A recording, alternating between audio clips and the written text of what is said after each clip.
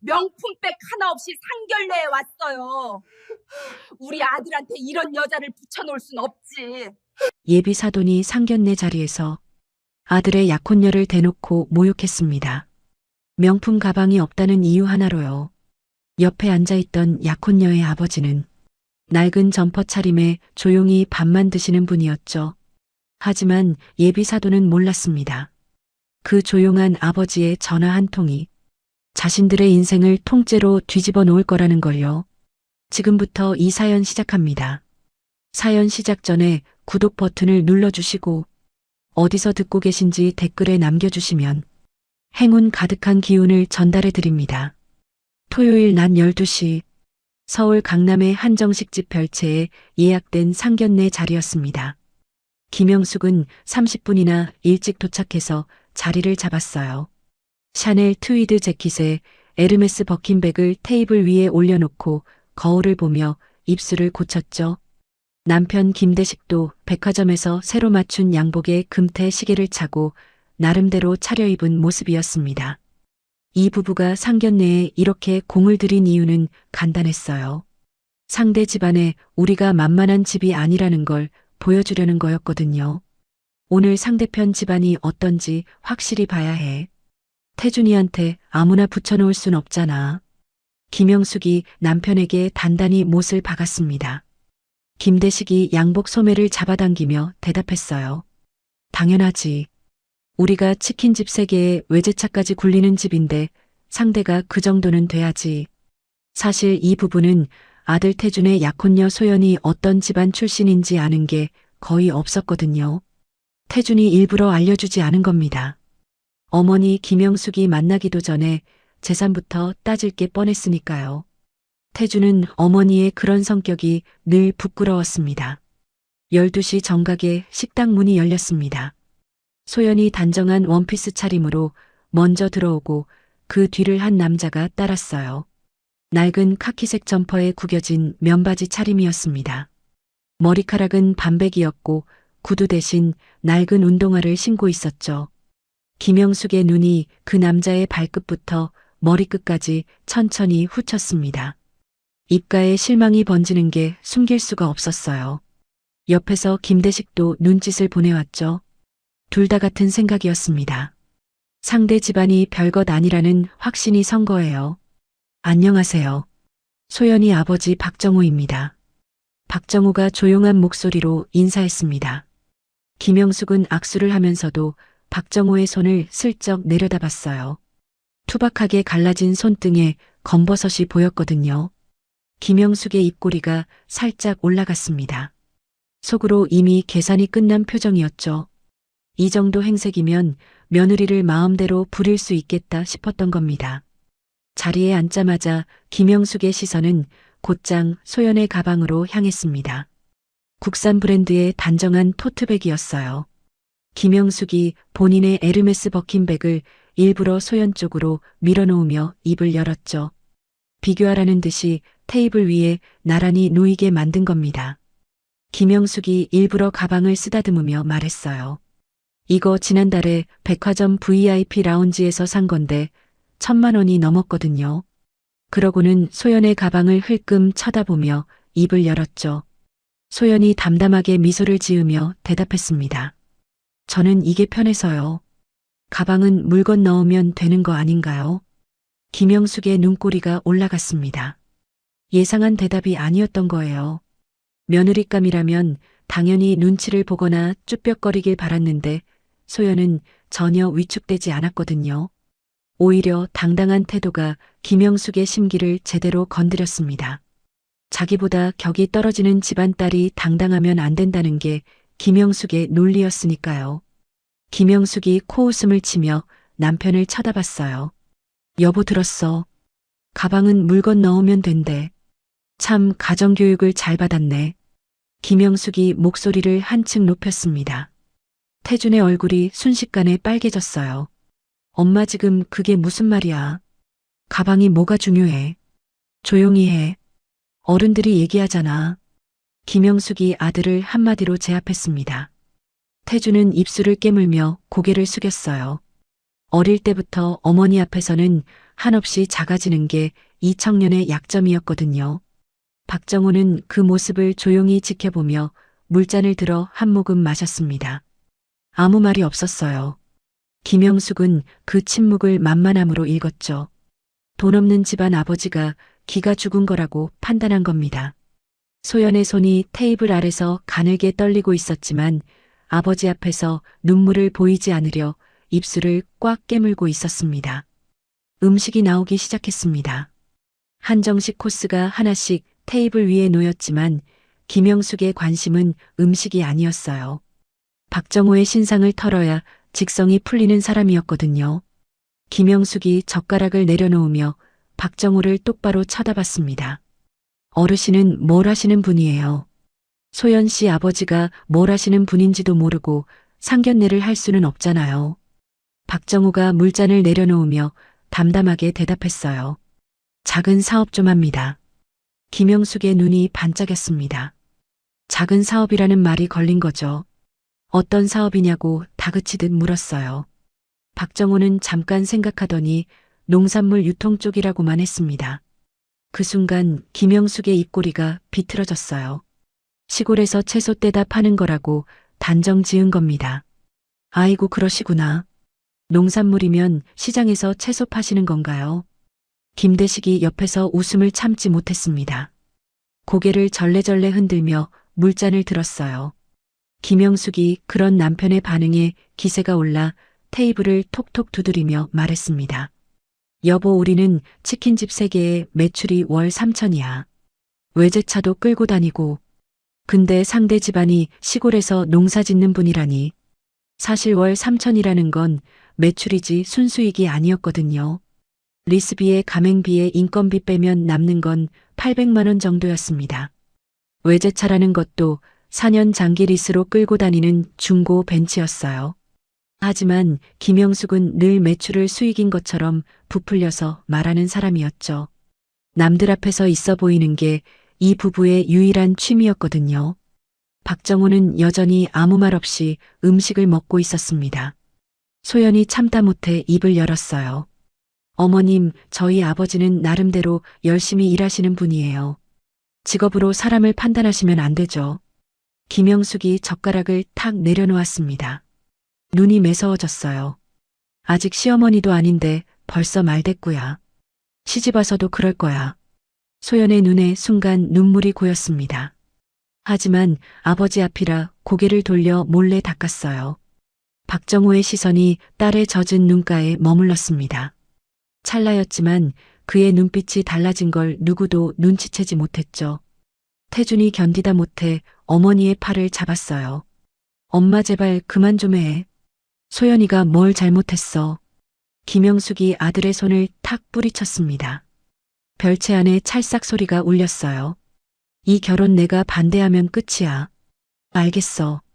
태준의 얼굴이 창백해졌습니다. 소연은 테이블 아래서 주먹을 꽉 쥐고 있었어요. 박정호는 조용히 수저를 내려놓고 냅킨으로 입을 닦았습니다.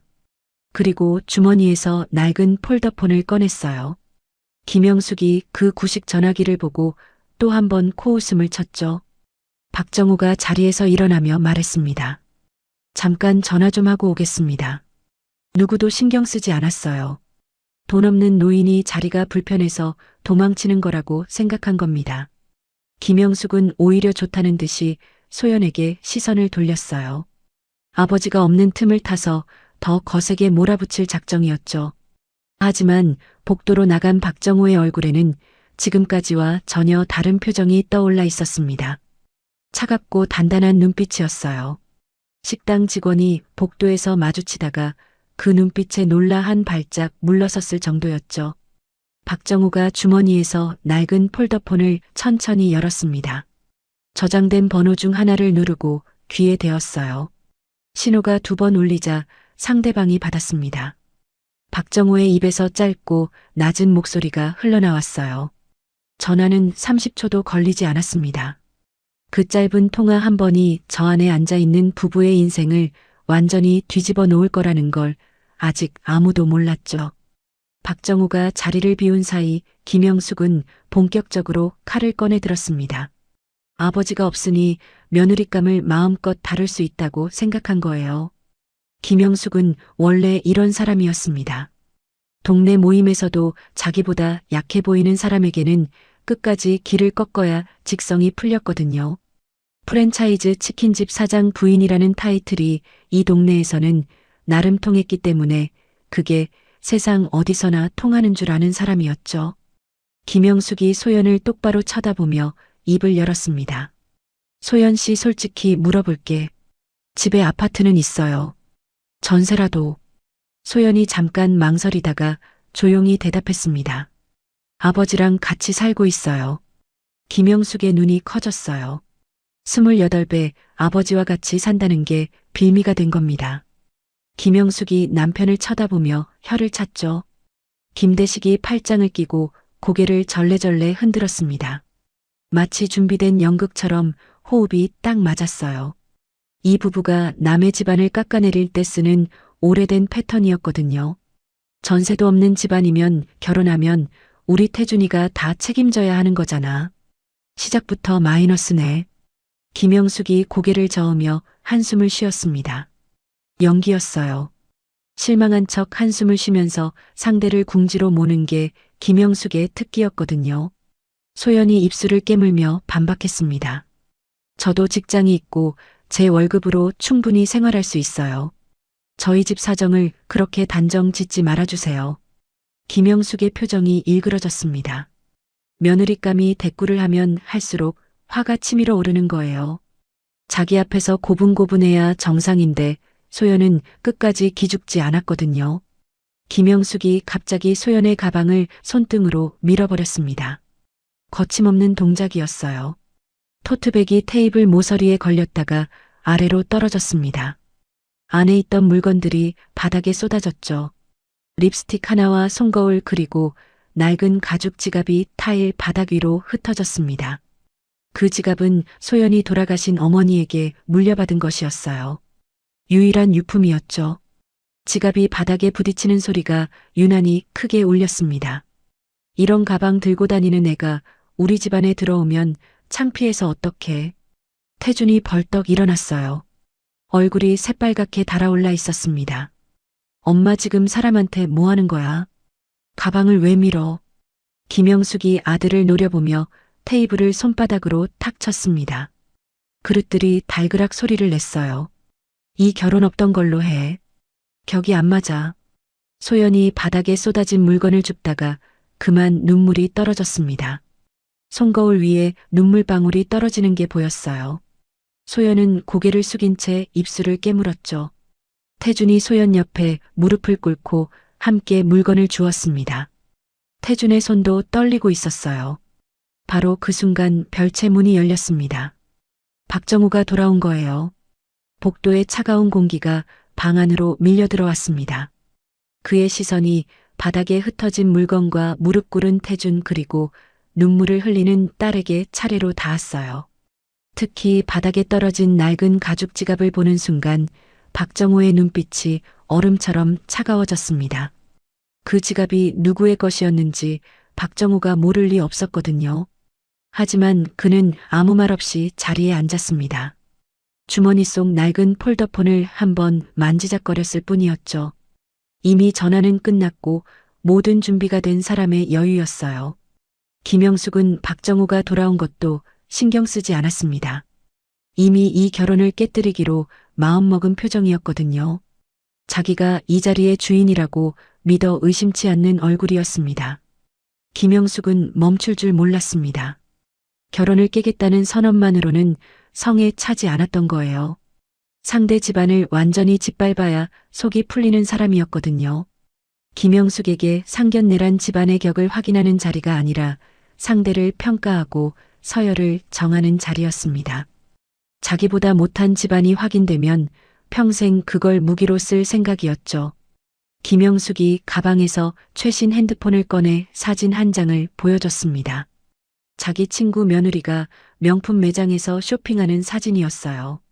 일부러 준비해온 것처럼 능숙하게 화면을 넘겼습니다. 내 친구네 며느리는 상견례 때 시어머니한테 에르메스 선물했어. 그게 예의라는 거야. 소연이 눈물을 닦으며 고개를 들었습니다. 목소리가 떨렸지만 또박또박 말했어요. 예의는 가방이 아니라 마음으로 하는 거 아닌가요? 김영숙의 얼굴이 불그락푸르락해졌습니다. 자기 논리에 정면으로 반박하는 게 참을 수 없었던 거예요. 김영숙이 벌떡 일어나 소연의 원피스 소매를 잡아당기며 소리쳤죠. 이것 봐. 옷도 시장에서 산 거 아니야. 우리 집 가정부도 이런 옷 안 입어. 태준이 어머니의 손을 잡아 뗐습니다. 얼굴이 창백해져 있었어요. 목소리가 떨리고 있었죠. 태준은 이 순간 어머니가 아니라 타인처럼 느껴졌습니다. 사랑하는 사람을 지켜야 한다는 생각뿐이었어요. 엄마 제발 손 좀 놔. 사람한테 왜 이래. 김대식은 입을 다문 채 물만 마시고 있었습니다. 아내가 선을 넘었다는 건 알지만 막을 용기가 없는 사람이었거든요.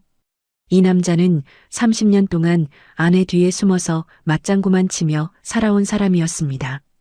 김영숙이 거세게 나갈 때 한 발짝 뒤에서 고개만 끄덕이는 게 이 남자의 처세술이었어요.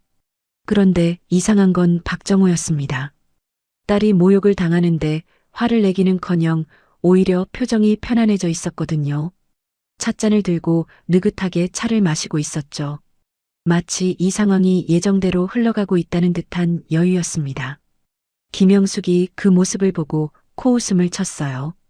어르신은 딸이 이런 취급받는데 할 말이 없어요.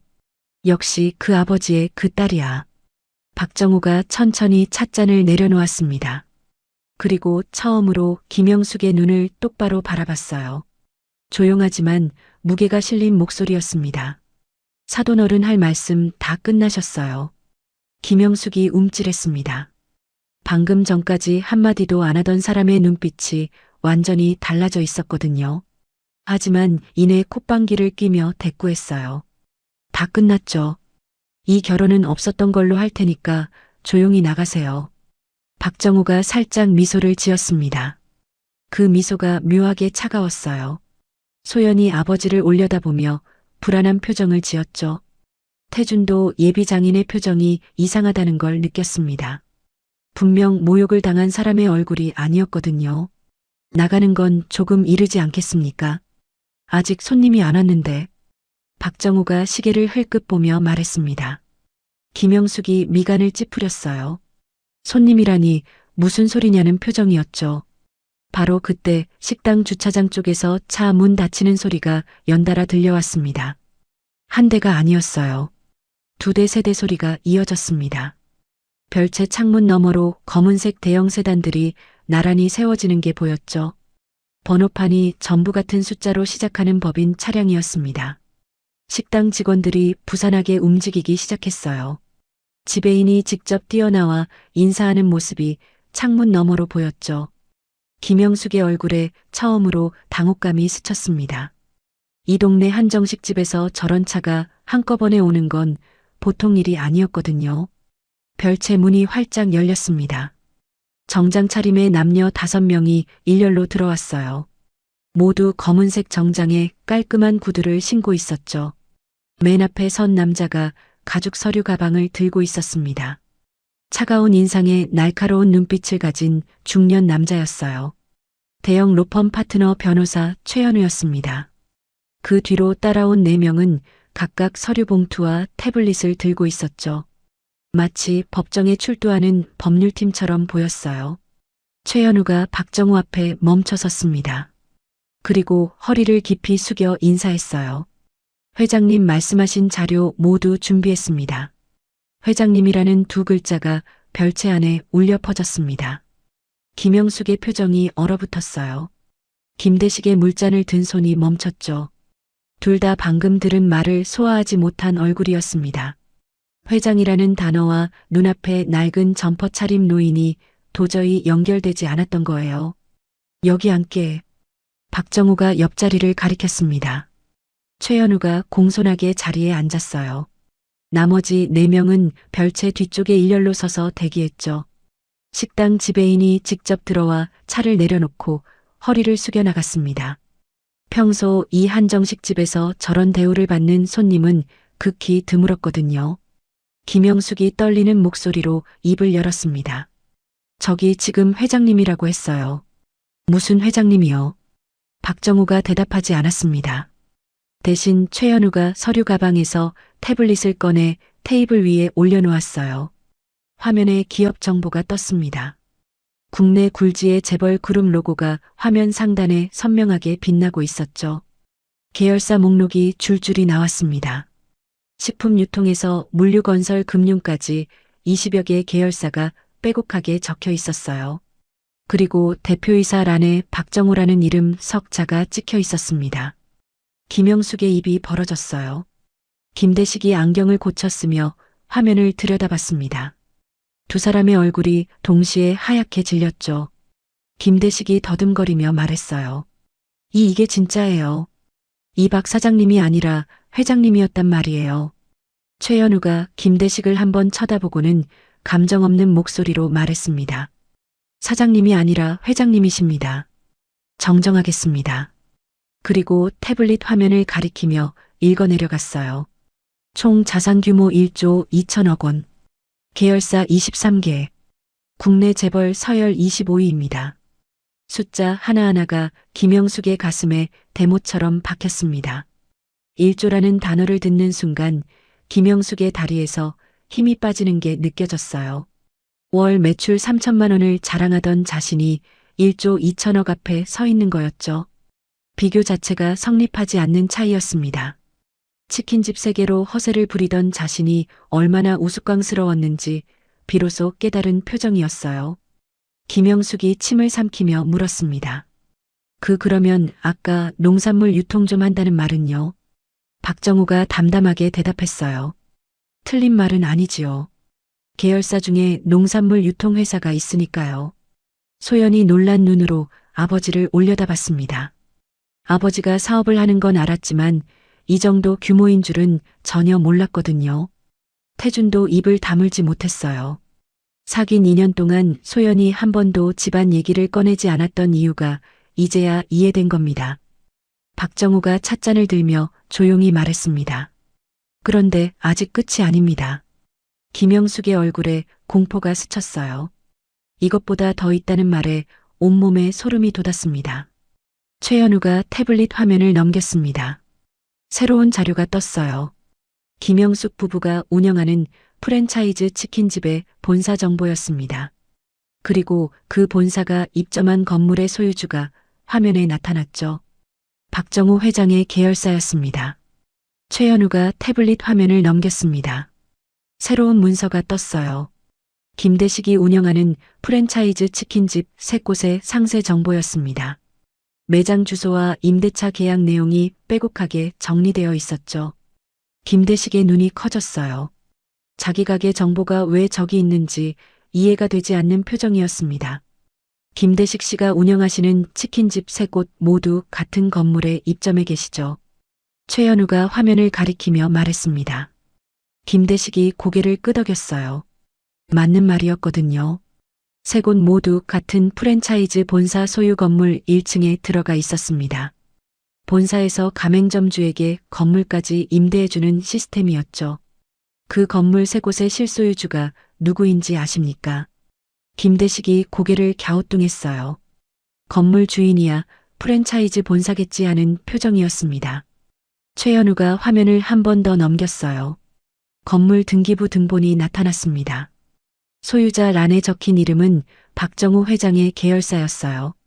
프랜차이즈 본사가 박정우의 계열사 건물에 세를 들어 있었고 김대식의 치킨집은 그 안에서 다시 전대차를 받은 구조였던 겁니다. 김대식의 얼굴이 사색이 됐습니다. 자기가 매달 내는 임대료가 결국 저 낡은 점퍼 차림의 노인에게 흘러들어가고 있었다는 뜻이었거든요. 30년 장사 인생에서 한 번도 건물 등기부 등본을 제대로 확인해 본 적이 없었습니다. 본사가 시키는 대로 계약서에 도장만 찍었을 뿐이었죠. 김영숙은 그 사실을 알아차리는데 몇 초가 더 걸렸어요. 남편의 창백한 얼굴을 보고 나서야 상황의 심각성이 전해진 겁니다. 알아차린 순간 온몸에 소름이 돋았습니다. 1시간 전까지 시골에서 채소 파는 사람이라고 비웃었던 그 노인이 자기 남편의 생계를 쥐고 있는 사람이었다니요. 그러면 우리 가게 건물이 전부 입은 거란 말이에요. 김영숙의 목소리가 떨리기 시작했습니다. 최현우가 감정 없이 고개를 끄덕였어요. 정확히는 회장님 계열사 소유입니다. 임대차 계약 갱신 여부는 전적으로 건물주 측 의향에 달려있죠. 그 한마디가 김영숙 부부에게는 사형 선고나 다름없었습니다. 임대차 계약이 해지되면 치킨집 3곳이 동시에 문을 닫아야 하니까요. 리스비의 대출이자에 가맹보증금까지 한꺼번에 물어야 하는 상황이 되는 거예요. 김대식의 이마에 식은땀이 송골송골 맺혔습니다. 양복 안쪽 셔츠가 이미 땀으로 젖어 있었어요. 박정우가 천천히 입을 열었습니다. 여전히 낮고 조용한 목소리였지만 별채 안에 있는 모든 사람의 귀에 또렷하게 들렸어요. 사돈어른 아까 우리 소연이한테 명품백 없다고 무시하셨죠. 가정부도 안 드는 가방이라고 했고요. 시장에서 산 옷이라고도 했습니다. 그리고 이 결혼 없던 걸로 하자고 했어요. 김영숙이 고개를 떨구었습니다. 방금 전까지 자신이 뱉은 말들이 하나하나 부메랑처럼 돌아오는 게 느껴졌거든요. 박정우가 말을 이었어요. 내 딸이 명품을 안 든 건 못 사서가 아닙니다. 안 들어도 되는 사람이니까 안 든 겁니다. 그 말이 끝나자 별채 안이 완전한 정적에 휩싸였습니다. 밖에서 새소리가 들릴 정도로 고요했어요.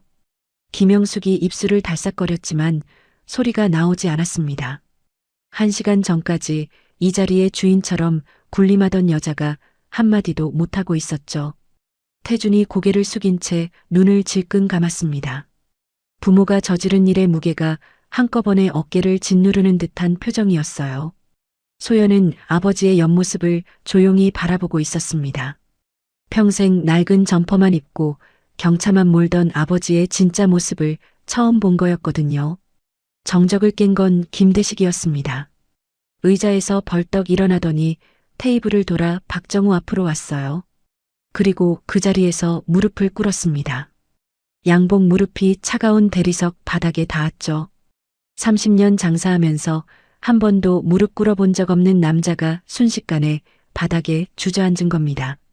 아까까지 금태 시계를 자랑하며 사업가 행세를 하던 모습은 온데간데 없었어요. 오직 살아남아야 한다는 본능만이 이 남자를 바닥에 엎드리게 만들었습니다. 회장님, 제가 몰라 뵙고 큰 실례를 했습니다. 한 번만 봐주십시오. 김대식의 목소리가 갈라졌어요. 이마가 바닥에 닿을 듯 고개를 숙였습니다. 뒤에 서 있던 최현우의 법률팀 직원들이 미동도 없이 그 광경을 지켜보고 있었죠. 김영숙은 아직 의자에 앉아 있었어요. 남편이 무릎을 꿇는 걸 보고도 몸이 굳어서 움직이지 못하는 거였습니다. 박정우가 무릎 꿇은 김대식을 내려다봤어요. 표정이 차가웠습니다. 평소에 온화한 눈빛은 어디에도 없었죠. 김 사장은 무릎 꿇을 일이 아닙니다. 내 딸한테 명품백 타령하고 가방 밀어버리고 옷을 잡아당긴 건 김 사장이 아니라 저쪽 사모님이잖아요. 박정호의 시선이 김영숙에게로 향했습니다. 김영숙의 어깨가 움찔했어요.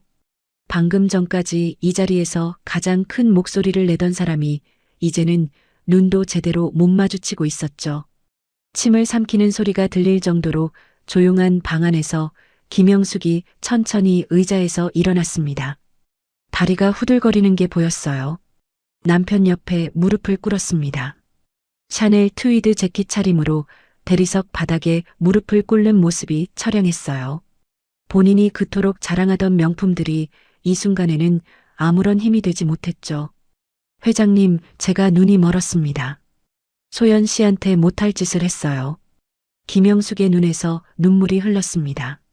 하지만 그 눈물이 진심인지 두려움인지는 알 수 없었어요.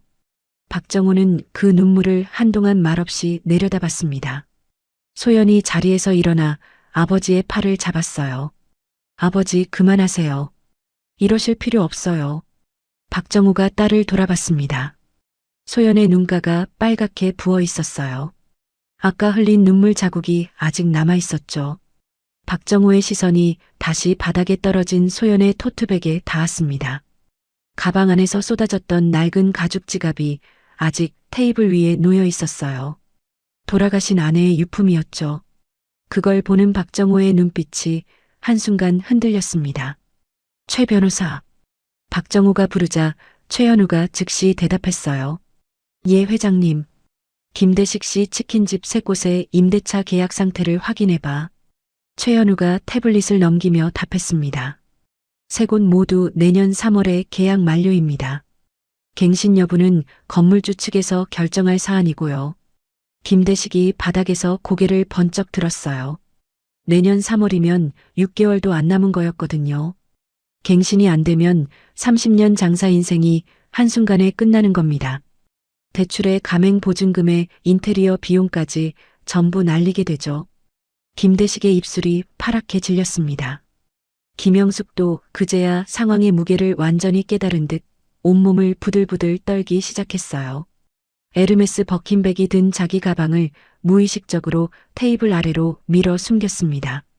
1시간 전에는 자랑거리였던 그 가방이 이제는 부끄러움의 증거가 된 겁니다. 태주는 무릎 꿇은 부모를 차마 바라볼 수 없어 고개를 돌렸어요. 하지만 동시에 이 상황이 전부 부모가 자초한 일이라는 걸 알고 있었죠. 부끄러움과 안타까움이 뒤섞인 복잡한 표정이었습니다. 박정호가 오랫동안 침묵했습니다. 별채 안에는 김영숙 부부의 거친 숨소리만 들렸어요. 무릎 꿇은 두 사람의 이마에 식은땀이 흐르고 있었죠. 최현우와 법률팀 직원들은 미동도 없이 회장의 다음 말을 기다리고 있었습니다. 소연은 아버지의 손을 꽉 잡고 있었어요. 태주는 두 주먹을 불끈 쥔 채 바닥을 내려다보고 있었죠. 박정호가 천천히 입을 열었습니다. 계약 해지는 안 하겠습니다. 김대식이 고개를 번쩍 들었어요. 김영숙의 어깨가 들썩였습니다. 둘 다 살았다는 안도감에 눈물이 터질 것 같은 표정이었죠. 하지만 박정호의 말은 거기서 끝나지 않았어요. 대신 조건이 있습니다. 김대식이 연신 고개를 끄덕였어요. 무슨 조건이든 들겠다는 눈빛이었습니다. 첫째, 사모님이 지금 이 자리에서 내 딸한테 진심으로 사과하십시오. 명품백으로 사람을 판단한 것과 가방을 밀어버린 것과 옷을 잡아당긴 것에 대해서요. 김영숙이 바닥에서 무릎으로 기어 소연 앞으로 왔습니다. 1시간 전에 소연의 가방을 밀어버렸던 바로 그 손으로 바닥을 짚으며 왔어요. 고개를 깊이 숙였습니다. 소연 씨 정말 죄송합니다. 제가 사람을 겉으로만 판단하는 못난 사람이었어요. 소연이 눈물을 닦으며 고개를 돌렸습니다. 당장 용서할 수는 없지만 그렇다고 매정하게 외면할 수도 없는 표정이었어요. 박정우가 두 번째 조건을 말했습니다. 둘째, 최 변호사한테 각서를 쓰십시오. 앞으로 며느리와 사돈 집안의 재산이나 물건으로 사람을 판단하는 행동을 하지 않겠다는 내용으로요. 만약 어기면 그때는 계약 해지뿐 아니라 민사소송도 각오하셔야 합니다. 최현우가 이미 준비한 듯 서류 한 장을 꺼내 테이블 위에 놓았어요. 법률 용어가 빼곡하게 적힌 각서였습니다. 김영숙이 떨리는 손으로 펜을 잡았어요. 글씨가 삐뚤빠뚤했지만 끝까지 서명을 마쳤죠.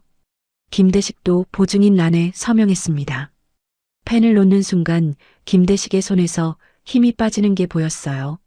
최현우가 각서를 회수하며 사본 한 부를 김대식에게 건넸습니다. 김대식이 떨리는 손으로 사본을 접어 양복 안주머니에 넣었어요.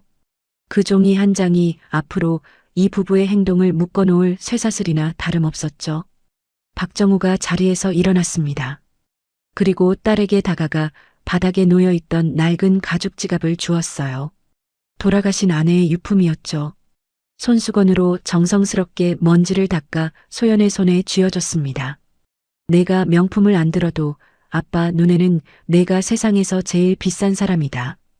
엄마도 하늘에서 같은 생각일 거야. 소연의 눈에서 다시 눈물이 흘렀습니다. 이번에는 서러운 눈물이 아니었어요. 태준이 소연의 손을 조심스럽게 잡았습니다. 미안해. 그리고 고마워. 앞으로는 내가 반드시 지킬게.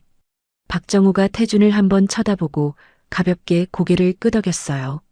그리고 낡은 점퍼를 여미며 별채를 나섰습니다.